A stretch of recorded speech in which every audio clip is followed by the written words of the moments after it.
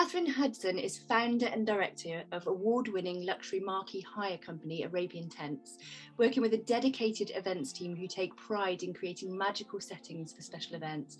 Katherine treats her team like a family and believes that work should be part of a life experience and not just a job. She's role modelling a culture that is 100% human and believes that people should not just be in an office but out on the ground, and she joins me today. Hi, hello, Katherine. Tanith. Lovely to be here. Yeah, really great. Thank you for having me. Let's get stuck in, Katherine. You started the Arabian Tents company over 17 years ago in 2000. It is indeed, yes. Well, it was back in the day when there really was nothing else apart from bog standard plastic white marquees. And being very young, actually, and wanting to put on a fun party myself, I looked through the yellow pages, which you did at the time, and I couldn't work out why everything in about 10 pages was identical. And I thought, I knew that there existed different structures. I've travelled, I'd seen them in other countries, but there wasn't anything here. So I thought I should do something about it. Amazing. And I mean, you know, all of the marquees that you provide are absolutely unique. They're beautifully designed and they're really beautifully furnished as well. Where do your ideas come from in terms of creating each one, and which is your favourite, if I have to ask? Well, I started off by, literally it's a case of thinking of an idea and thinking, wouldn't it be cool if ... So, for example, the Bombay Boudoir started, I really thought, wouldn't it be cool if I could make a tent that looked like a mirror ball inside? You've got all the refraction from the light if you project onto it. And then I thought, well, I need to give it a bit more than just that. And I kind of came round to Bollywood. But then the first tent I ever designed and made was the Le Rouge, which actually was inspired by Moulin Rouge, the film. And it was just at that time, 2004, when the whole burlesque thing was hitting the UK and events and festivals, and we were all dressing up in corsets or in lady outfits and long gloves and hats as an antithesis to that. And I just thought, wouldn't it be cool if I suppose I was just inspired by the film. It was so beautiful, such a simple storyline, but it's so captivating because of the way that it's shot and the beauty of the backgrounds, that I thought I want to make a tent that looks like that. And really, that's kind of how they've all started, with an idea, with an inspiration, and actually, sort of that's why they're named. So we've got the Purple Palace, which is a purple velvet tent, which actually was a homage to an ex-boyfriend who loved purple. Amazing. And then we've got the Le Rouge, which is red velvet, obviously Moulin Rouge inspired. We have Bombay Boudoir, which is the Bollywood mirror ball interior. Cornish cream, which was inspired by Cornish ware, the blue and white design, and yeah, they've all kind of gone like that, really. They come from a spark of inspiration.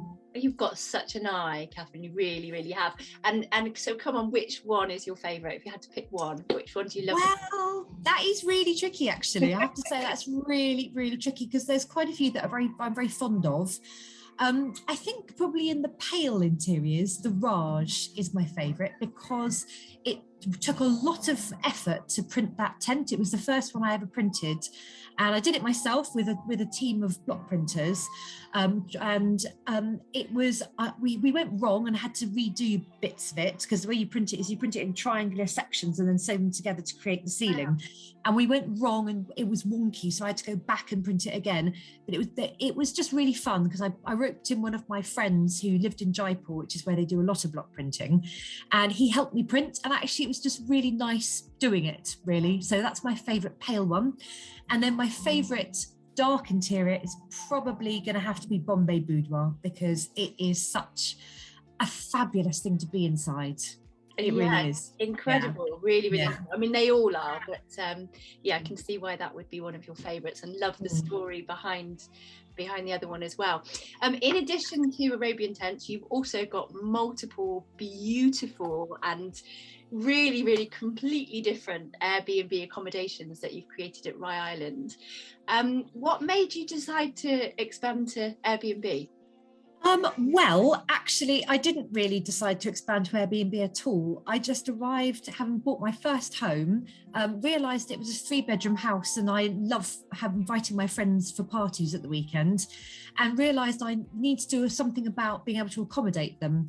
And so it happened all by accident, that I thought, right, well, I better get a tiny house, which we could sleep some people. And then I got a dome because I couldn't resist it because it looked such a funky structure. Then I thought, I'd like to do up an Airstream. And I got one of them from America and brought it over and did that up. I suppose it's really all about creating different environments, exactly really what we do in Arabian Tents. It's looking at a space as an environment and giving it a personality. And really, it's such fun. It's kind of what I just love doing, really. Yeah, you can feel the personalities in each and every one of those spaces. It's really awesome, really, really awesome. Having been lucky enough to be there a few times. You have? Yeah. And also, I mentioned at the beginning that you really do you treat your team like a family. And we've talked before about 100% human. What does 100% human mean to you, and how do you think other businesses should be embedding it? Right. Well, I've always thought of people as ingredients. Well, we're all ingredients, and we all go into making a cake, for example, putting up a tent. So you need all of it. You need the flour, you need the butter, you need the milk, and we all bring something different to a team. So, for example, there are some people, we have a lot of girls on our crew, firstly because I'm a girl and I'm strong and I want to have girls with me, also doing what I do because it's been a male-dominated world, but also because when you come to the finessing side of, say, plumping cushions and positioning furniture and tying drapes and just making sure everything looks immaculate, it's amazing how, that women do have a really good eye. Like men have a really good eye as well, and we have men that we call fluffers, actually, just for a bit of tongue-in-cheek jesting, because it's just that tell them that you've got that skill as well. But so 100% human is really about embracing your positives and your abilities. It's compensating and not needing to call on your negatives or weaknesses, if you like, and together as a team, we all create the 100% experience that you need, or the 100% of energy and skills that you need for a job. But I believe in people bringing their whole selves to work. So I don't want, because the thing is, it's the easiest way of doing it. If you have crew or staff that are trying to hide something or pretend they're good at something and they're not, actually it doesn't really help anyone. It's much better to be open and to put people into positions that they will enjoy and relish, because they'll always do better at that than if they're doing something they don't like doing. So it's sort of about acknowledging openly what we're good at, what we're not good at, what we like, what we don't like, and playing to our strengths always. Oh, that's so awesome. I love that analogy that it's like cake ingredients. I really, really do love that. And you're right, because if you put somebody into a role that they don't like doing it, they're not going to bring their whole selves to that role. And so it kind of makes sense to get people to do things that they're really strong at. So that's amazing. Yeah. So let's talk about 2020, because the event company is really, really hard. Yeah. How did you adapt the business, and what are the lessons that you've learned from that? So it was very, very hard, I have to say. It was extremely stressful with essentially your entire calendar of work going over a couple of weeks, and lots of awkward conversations. So I actually used it to downsize, because for a number of years before, I had been aware of the fact that I actually had quite a big operation, which I wasn't that comfortable with, because it meant that all I could do really was answer inquiries and site visits. I didn't have any time to actually build tents anymore. So I used it as an opportunity to downsize, the team and how many jobs we would do, downsized everything so that I fitted myself back into the picture and was able to go back on site and do the whole thing from beginning to end. So that's what I did. Did a lot of eBaying, did a lot of clearing out of dusty shelves in the warehouse, seeing what things we had, what stored away, because we're all hoarders in one way or another. Seems to be my team, and just sort of was very learned how to be very what's the word? I suppose. You sort of tear up your terms and conditions at times like that, because yes, you've got terms and conditions that people have signed, but it's not really fair to hold them to them. So I learned a lot of flexibility during that period of time, and just literally worked out human to human with each client what their concerns, what their issues were, whether we could. And we sort of worked out terms and conditions for each client.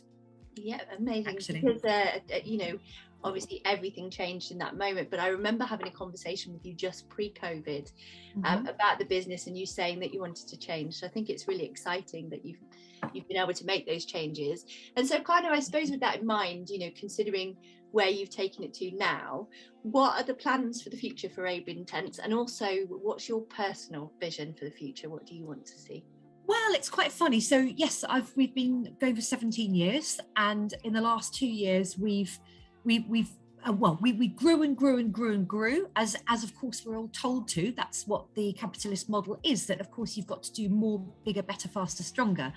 And I think that COVID was a really good time to analyze what makes you happy, what is sustainable in life, and to mould the business around those factors.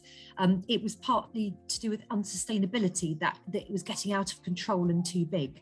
So the future for Arabian Tents is to continue doing what we do really, really well, to continue innovating each year and designing new interiors or making new props. I'm doing all that kind of stuff at the moment, tweaking things just to make them better.